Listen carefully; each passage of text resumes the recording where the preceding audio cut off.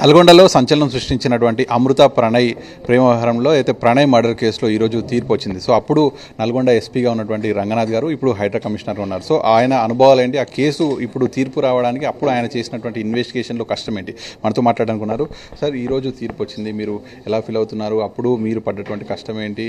Advocates కూడా చెప్తున్నారు, even పోలీసులు వేసినటువంటి ఛార్జ్ షీట్ మాకు చాలా ఉపయోగపడిందని. సో మీరు ఏం చెప్తారు?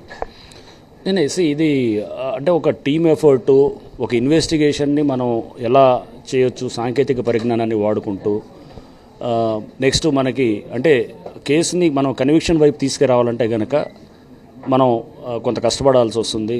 అవన్నిటినీ కూడా మనం ముందుగానే అంచనా వేసి ఆలోచించి ఈ కేసుని ఫస్ట్ నుంచి కూడా దర్యాప్తు ఆ విధంగానే జరిగింది. సో దీనికి నేను ఫస్ట్ కంగ్రాచులేట్ చేసేది మా టీమ్ మెంబర్స్, ఇన్వెస్టిగేషన్ చేసిన టీమ్ మెంబర్సు. ఆ టైంలో అప్పుడు డిఎస్పీగా ఉన్నటువంటి శ్రీనివాస్ అండ్ వాళ్ళతో పాటు ఇన్స్పెక్టర్గా ఉన్నటువంటి అప్పుడు వెంకటేశ్వర రెడ్డి, ధనుంజయ్ ఉన్నారు, నెక్స్ట్ టాస్క్ ఫోర్స్ వాళ్ళు ఉన్నారు, అండ్ కానిస్టేబుల్స్, ఎస్ఐస్, రైటర్స్ కూడా ఉన్నారు. వీళ్ళే కాకుండా ప్రాసిక్యూటర్ నరసింహ గారు ఉన్నారు, మాకు అప్పుడు ఉన్నటువంటి సీనియర్ అధికారులైనటువంటి ఐజీ స్టీఫెన్ రవీంద్ర గారు అండ్ మహేందర్ రెడ్డి గారు డీజీగా ఉన్నారు. వీరందరూ కూడా మంచి చక్కటి సూచనలు సలహాలు ఇచ్చి. అమృత ప్రణయ్ ఇద్దరు హాస్పిటల్కి వచ్చి వెళ్తున్నటువంటి సమయంలో అమృత ప్రెగ్నెంట్గా ఉంది. సో ప్రణయ్ని సుభాష్ శర్మ అనేటువంటి వ్యక్తి కత్తితో నరికాడు. సో అతని వెనకాల వీళ్ళందరూ ఉన్నట్టు ఎట్లా అప్పుడు గుర్తించారు సార్? నెక్స్ట్ ఇదే ఇప్పుడు మనకి స్క్రీన్ మీద కనపడేది జూలై, అది మన ఇది సెప్టెంబర్ 14th రోజు జరిగినటువంటి 11:30-12 ఆ టైం జరిగినటువంటి మర్డర్లో జస్ట్ ఒక వెనకాల నుంచి అతను మనకు కనపడుతుంది. అతని మొహం కూడా మనకి స్పష్టంగా ఏం తెలియదు అసలు ఎవరనేది కూడా. ఓన్లీ మనకి నడకతోటి వచ్చి నరుకుతారనమాట హాస్పిటల్ దగ్గర, అది తప్ప మనకు వేరే ఇంకేం లేదు. సో అతను ఎక్కడ కూడా కాల్ డేటాలు దొరకడు, ఎక్కడ కూడా అతను ఏవి మనకి అంటే వేరే అతనికి మారుతిరావు మనం డౌట్ వస్తుంది. మారుతిరావు మీద డౌట్ వచ్చినప్పుడు మారుతిరావుని చూస్తే అసలు మారుతిరావుకి వీళ్ళ ఎవరికి కూడా కాల్ కాంటాక్ట్స్ కూడా ఉండవు ఎక్కడ కూడా. అసలు మారుతిరావు చాలా అమాయకంగా మాట్లాడుతూ అతను చెప్పేది ఏంటి, హైదరాబాద్లో ఉంటాడు మారుతిరావు, అతను అక్కడ మర్డర్ అయినప్పుడు కూడా అక్కడ లేడు. సో అతను చాలా ఇన్నోసెంట్గా చెప్తుంటాడు, అది అసలు సంబంధం లేదనేటట్టు ఉంటాడు. ఎవరైనా వేరే ఇతర కారణాలతో ఎవరైనా చంపారనేటటువంటి విధంగా ఉన్నప్పుడు దాన్ని మేము కొంత ఇనిషియల్గా కొంత ఇన్ఫర్మేషన్ని మేము కూడా తీసుకుంటున్న క్రమంలో మాకు కొంత కీలకమైన ఇన్పుట్స్ కూడా కొన్ని రావడం జరిగింది. ఆ ఇన్పుట్స్ మీద మేము వర్క్ చేస్తున్నప్పుడు దాంట్లో చాలా సాంకేతిక పరిజ్ఞానాన్ని కూడా వాడినప్పుడు మనకి చాలా విషయాలు బయటకు వచ్చాయన్నమాట. వచ్చినప్పుడు దానితో మనం అట్లా కేసుని స్ట్రాంగ్గా బిల్డ్ చేయటం. బేసికల్గా ఇది అంటే నార్మల్ ప్రాసెస్లో చేసిన కేసు కాదు ఇది. అంటే నార్మల్గా ఇప్పుడు మనం ఎన్నో కేసులు చేస్తుంటాం, నార్మల్ సిడిఆర్స్ తీసుకుంటాం, కాల్ డేటా రికార్డ్స్, లేకపోతే సీసీటీవీ ఫుటేజెస్, దాంతో కేసును మనం వర్కౌట్ చేసుకొని చేస్తుంటాం. జనరల్గా చేసే పద్ధతులు ఉంటాయి, బట్ ఇది దానికి భిన్నంగా కొంత డిఫరెంట్గా చేసిన కేసు. సుపారీ మర్డర్ను ఎట్లా ప్రూవ్ చేస్తారు సార్? ఎందుకంటే చాలా మర్డర్ జరుగుతుంటాయి, అందులో ఇది ఒక సుపారీ అంటే తండ్రి ఎట్లా ఇచ్చాడు, ఇవన్నీ ఎట్లా ప్రూవ్ చేస్తారు? నెక్స్ట్ ఇప్పుడు దీంట్లో కూడా వాళ్ళ కన్ఫెషన్స్ చాలా ఇంపార్టెంట్ అయినాయి. వాళ్ళ అక్యూజ్డ్ లేకపోతే పక్కన ఉన్న విట్నెసెస్ కన్ఫెషన్స్, అండ్ దాన్ని వాళ్ళ కన్ఫెషన్ని మనం విత్ అంటే ఇప్పుడు సెక్షన్ 27 ఆఫ్ ఎవిడెన్స్ యాక్ట్ అని ఉంటుంది. వాళ్ళ కన్ఫెషన్ ఊరనే కన్ఫెషన్ చేస్తే కనుక అది సెక్షన్ 25 ఎవిడెన్స్ యాక్ట్ కింద హిట్ అవుతుంది అనమాట. But confession leading to discovery of fact, ఇంకో కొత్త విషయాన్ని కనుక తీసుకొస్తే కనుక అలా లింక్ చేస్తూ చాలా మేము అంటే వాళ్ళ కన్ఫెషన్ నుంచి వచ్చిన విషయాలకి వేరే కొత్త ఎవిడెన్స్ని బయటకు తీసుకొచ్చేది కూడా. కన్ఫెషన్ అన్నప్పుడు ముఖ్యంగా మారుతిరావు కన్ఫెషన్ తీసుకున్నప్పుడు అప్పుడు ఆయన లోపల ఏమైనా పశ్చాత్తాపంగా ఉంచారా? మీరు మాట్లాడుతున్నప్పుడు ఈ కేసు గురించి మీరు అప్పుడు ఏం తెలుసుకున్నారు? ఉంది డెఫినెట్గా. ఎందుకంటే మారుతిరావుతో మాట్లాడినప్పుడు ఇంట్రాగేషన్లో ఆ రోజు నైట్ మేము కొంచెం లేట్గానే మాట్లాడుతున్నప్పుడు హీ వాజ్ అపాలజెటిక్ అనమాట, కొంత ఫీల్ అవుతున్నాడు. అంటే పశ్చాత్తాపం కనపడ్డది కానీ బట్ ఏదైనా కానీ అతను చేసింది రైటే అనేటటువంటి ఫీలింగ్లో కూడా ఒక సందర్భంలో ఆ విధంగానే మాట్లాడుతున్నాడు అనమాట. బట్ కొంత పశ్చాత్తాపం అంటే ఇది అతనిలో కొంత ఇది ఉండేది కానీ బట్ ఫైనల్గా నేను రైటే చేశాను, అతను సమాధానం పరుచుకున్నట్టు ధోరణి కనబడ్డది. బట్ ఆ సందర్భంలో కూడా అంటే మేము ఇంట్రాగేషన్లో ఫస్ట్లో అలా మొదలైంది, తర్వాత లేదు నువ్వు నీ బిడ్డని మీద నీకు ప్రేమ ఉండొచ్చు కానీ వేరే బిడ్డని చంపటం అనేది ఎంతవరకు సబబు అన్నప్పుడు దాని నుంచి కొంత కాన్వర్జేషన్ డైలాగ్ తోటి కూడా అతను మనకి బ్రేక్ అవ్వటం.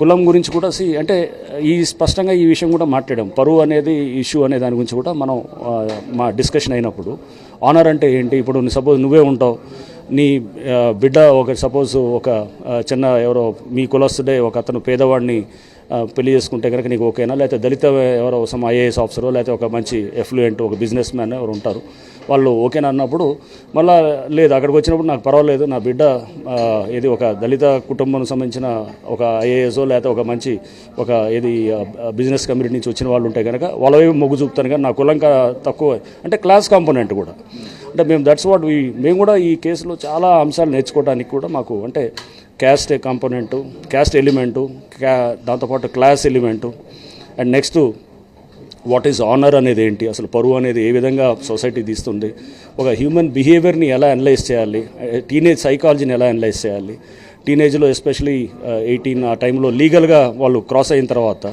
వాళ్ళలో వచ్చేటటువంటి ఒక హార్మోనల్ చేంజెస్ వచ్చేటటువంటి బిహేవియరల్ చేంజెస్ దాని నుంచి వచ్చిన దానికి తల్లిదండ్రులు టీనేజర్స్ని హ్యాండిల్ చేసుకున్నప్పుడు పేరెంటల్ ఇష్యూస్ ఎటువంటివి వస్తుంటాయి దాన్ని పేరెంట్స్ ఏ విధంగా రియాక్ట్ అవుతుంటారు ఇవన్నీ కూడా అంటే కొన్ని దాంట్లో మనం రియాక్ట్ అయ్యే పద్ధతుల్లో కొన్ని మనం తప్పులు చేస్తే కనుక ఇట్లా జరిగేటటువంటి అంశాలు అంటే పేరెంటింగ్లో రాంగ్ మిస్టేక్స్ గా ఉన్న వాళ్ళు మామూలు వ్యక్తులు కాదు, ఉగ్రవాదుల సంబంధాలు ఉన్నాయి, మాజీ హోంమంత్రులను చంపినటువంటి వాళ్ళు కూడా ఉన్నారు.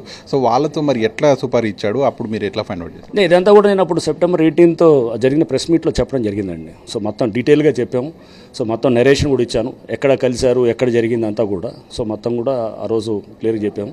సో వీళ్ళందరూ కూడా ముందుగా it was a pre planned and pre meditated murder. అది చాలా స్పష్టంగా అది చాలా స్కెచ్ గీయడం జరిగింది. కొన్ని నెలలుగా దానికోసం ప్లాన్ చేయడం జరిగింది. ప్లాన్ చేస్తూ అది ఒక రోజుతో కాదు చాలా ముందు నుంచి కూడా దానికి తయారు చేశారు. చాలాసార్లు ట్రై చేశారు, రకీలు చేశారు, అటెంప్ట్ చేయడానికి ట్రై చేశారు, కానీ వర్కౌట్ కాదనుకోరు మళ్ళీ వెనక్కి విత్డ్రా అయ్యారు. సో అట్లా అన్నీ కూడా చెప్పడం జరిగింది అప్పుడు ప్రెస్ మీట్. వాళ్ళ ఎవరైతే అమృత వాళ్ళ బాబాయ్ శ్రవణ్ ఇప్పుడు కూడా కోర్టు దగ్గర వాళ్ళ ఫ్యామిలీ గొడవ చేస్తున్నారు, తనకు ఏం సంబంధం లేదంటూ కూడా. ఎట్లా సార్ అది ఎట్లా చెప్తారు? కోర్టుకు సంబంధం లేదంటే కనుక మరి కోర్టు శిక్ష ఎందుకు వేస్తుంది? సో ఇప్పుడు సాక్ష్యాలన్నింటినీ కూడా పెట్టి చేయటం జరిగింది. అమృత ఫస్ట్ నుంచి కూడా చాలా బలంగా వాళ్ళ బాబాయే మెయిన్ కారణం అనేది కూడా చెప్తూ వచ్చింది. సో అమృత మనం కోర్టులో రికార్డ్ చేసిన స్టేట్మెంట్లో కూడా అమృత చాలా బలంగా, ఎందుకంటే ఇంటర్నల్ ఫ్యామిలీలో జరిగిన విషయాలు బయటికి తెలియకపోవచ్చు. సో వాళ్ళ తండ్రి ఎటువంటి ఇన్ఫ్లుయెన్స్లో తండ్రిని ఎలా మిస్గైడ్ చేశాడు, మా చిన్నానే మిస్గైడ్ చేసేవాడు అంత అనేది కూడా అమృత చాలా బలంగా ఫస్ట్ నుంచి కూడా చెప్తూ వచ్చింది. చెప్తూ కాన్స్పిరసీలో అంటే చంపాలనే ఆలోచన కూడా అతనికి రావడానికి కూడా వీళ్ళ చిన్నానే మెయిన్ కారణం అనేది కూడా మా దగ్గర చెప్పింది. కోర్టులో కూడా అదే విషయాన్ని చాలా బలంగా చెప్పింది. ఈ కేసులో ఎవరైతే చంపించారో మారుతీరావు తర్వాత చనిపోయాడు, సూసైడ్ చేసుకున్నాడు. ఆ సూసైడ్ చేసుకున్నప్పుడు మీరు కేసు ఏమైనా నిలబడుతుంది అనుకున్నారా? అప్పుడు ఏమనుకున్నారు? నేనేసి మారుతీరావు సూసైడ్ చేసినప్పుడు బాధపడ్డాం, కానీ సూసైడ్ చేసుకుని చనిపోయినప్పుడు. బట్ కేసు ఎన్నిటికీ అతీతంగా తయారు చేసింది. సో ఇదంటే రేపు మారుతీరావు మేము యాక్చువల్గా మేము ఊహించింది అంటే ఫస్ట్ మారుతీరావు రియల్ ఎస్టేట్లో ఉండి బాగా డబ్బు సంపాదించి ఒక అక్కడ బాగా వెల్ ఆఫ్ ఉన్నటువంటి ఒక బిజినెస్ మ్యాన్ మిర్యాలగూడలో. సో మేము ఫస్ట్ నుంచి ఏమనుకునే వాళ్ళం అంటే వీళ్ళు కోట్లాది రూపాయలు వెచ్చించి ఎట్లయితే సుపారీ కిల్లింగ్ అంటే హైడ్ కిల్లింగ్ చేశారో రేపు సాక్షుల్ని కూడా కోట్లాది రూపాయలు వెచ్చించి వీళ్ళు మేనేజ్ చేయడానికి ఆస్కారం ఉంది అనేది ముందుగానే దానికి క్లారిటీగా ఉండిందన్నమాట. అందుకోసం దానికి తగ్గట్టుగా మేము రేపు సాక్షుల్ని మేనేజ్ చేసినా కానీ కూడా అందరు సాక్షులు యాంటీగా చెప్పిన అంటే రేపు సాక్ష్యాలు మనకి వ్యతిరేకంగా ఉన్నా కానీ కూడా అయినా కానీ కూడా శిక్షలు పడేటట్టు తయారు చేసాం అన్నమాట కేసుని. అంటే ఫస్ట్ నుంచి కూడా టెక్నాలజీని నమ్ముకున్నాం, టెక్నాలజీ మీద సాంకేతిక పరిజ్ఞానం మీద నమ్ముకొని చేసిన కేసు అన్నమాట. సుపారీ ఇచ్చినట్టు ఎట్లా చేస్తారు అంటే ఓన్లీ సీసీ ఫుటేజ్లో అక్కడ ఒకటి నరికింది ఒకటే కనిపిస్తుంది. చాలా ఉంటుంది. సుపారీ ఇచ్చినప్పుడు దానికి కొంత వాళ్ళకి తర్వాత వచ్చినటువంటి కొన్ని కమ్యూనికేషన్స్ని అండ్ అట్లానే కొంత మనీ డిపాజిట్ అయిన దాన్ని రకరకాల అంటే వాళ్ళు తీసుకున్న దానికి చూసిన కొంత సాక్ష్యాన్ని దాన్ని బిల్డ్ చేసాం. సుపారీ ఇచ్చిన దాన్ని కనెక్ట్ చేస్తూ వాళ్ళు ఎక్కడ మీట్ అయ్యారు, అందరూ కూడా ఎక్కడ మీట్ అయ్యారు అవన్నీ కూడా కనెక్ట్ చేస్తూ వాళ్ళు అక్కడ వాళ్ళ మధ్యలో జరిగినటువంటి కొంత కమ్యూనికేషన్ కూడా మనం బయట పెడుతూ దాన్ని రకరకాల పద్ధతులు అంటే వాళ్ళు ఏమీ నార్మల్ పద్ధతులు చేయలేదు, వాట్సాప్ వాడారు, ఇంకా ఇతర సోషల్ మీడియా ప్లాట్ఫామ్స్ అన్నింటిని కూడా వాడుతూ వాళ్ళు చేసిన దాన్ని కూడా అన్నీ కూడా తీసుకోవడం జరిగింది. We feel very happy. So ఎందుకంటే A2 సుభాష్ శర్మ చాలా అంటే నోటోరియస్ క్రిమినల్ అతను అంతకుముందు కూడా రాబరీ కేసెస్లో ఇంకా ఇతర కేసెస్లో ముద్దాయి అతను.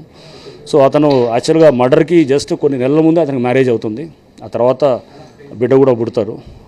సో అతను దీంట్లో అంటే అతనికి డెత్ సెంటెన్స్ రావటం.